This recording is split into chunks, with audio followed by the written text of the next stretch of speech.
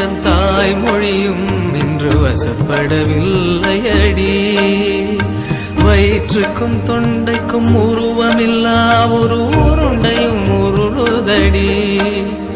காத்திருந்தால் எதிர்பார்த்திருந்தால் ஒரு நிமிஷமும் வருஷமடி. கண்கள் எல்லாம் என்னை பார்ப்பது போல் ஒரு கலக்கமும் தோன்றுதடி.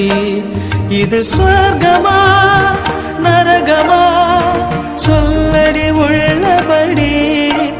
நான் வாழ்வதும்